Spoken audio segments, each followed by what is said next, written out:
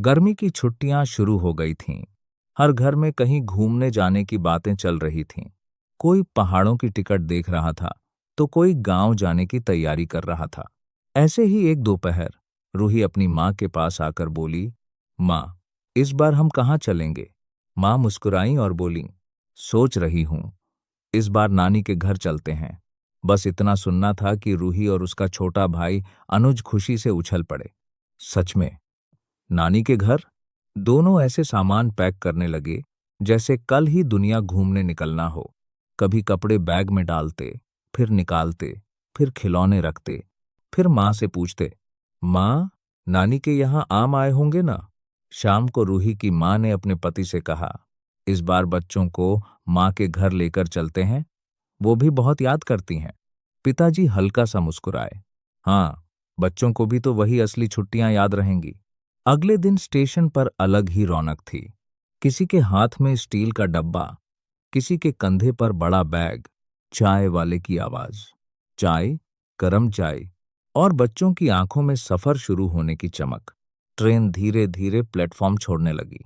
रूही खिड़की पकड़कर बाहर देखने लगी। अनुज हर 5 मिनट में पूछता, माँ, अभी कितना बाकी है? थोड़ी देर बाद माँ ने बैग से आलू के परांठे निकाले। पूरा डिब्बा घी की खुशबू से भर गया। सामने बैठे अंकल भी मुस्कुराकर बोले, लगता है घर का खाना है। और सच कहें तो ट्रेन का सफर और माँ के हाथ के परांठे, इनका स्वाद जिंदगी के बड़े बड़े होटल भी नहीं दे पाए।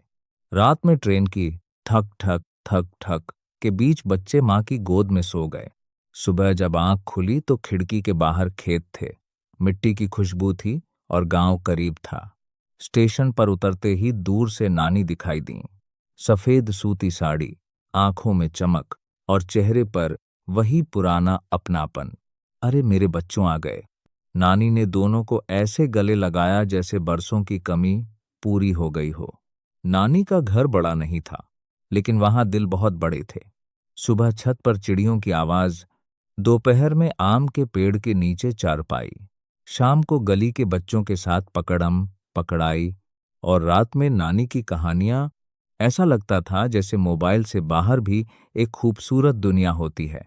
नानी हर सुबह पूछती, आज क्या खाओगे? और फिर रसोई से कभी पूड़ी की खुशबू आती, कभी खीर की, तो कभी बेसन के लड्डू बनते। रूही कई बार रात में चुपके से उठकर देखती। नानी रसोई में अगले दिन के लिए आम काट कर रख रही होती। वो प्यार शब्दों में नहीं था, बस हर छोटी चीज में महसूस होता था। पूरा महीना कैसे निकल गया, किसी को पता ही नहीं चला। फिर वो दिन आ गया, वापस लौटने का। सुबह से ही घर थोड़ा शांत था। नानी बार बार पूछती, सब सामान रख लिया ना? लेकिन असली बात तो ये थी कि कोई भी जाना नहीं चाहता था। स्टेशन पर ट्रेन आने लगी। रूही की आंखें भर गईं। अनुज चुप हो गया। नानी ने धीरे से अपने ब्लाउज के कोने में बंधी गांठ खोली और उसमें से 2 पुराने से 100-100 रुपए निकाले। ये लो, रास्ते में कुछ खा लेना। रूही बोली, नानी रहने दो, पापा पैसे दे देंगे। लेकिन नानी ने वही पुरानी बात कही। नानी के घर से बच्चे खाली हाथ नहीं जाते।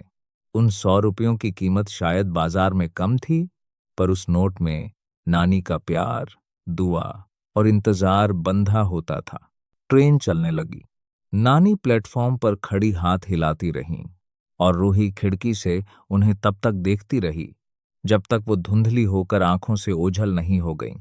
आज रूही बड़ी हो चुकी है, कमाती भी है, हजारों रुपए खर्च कर देती है।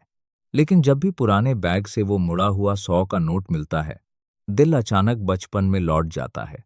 तब समझ आता है, नानी सिर्फ पैसे नहीं देती थीं, वो अपने हिस्से का प्यार बच्चों की जेब में रख देती।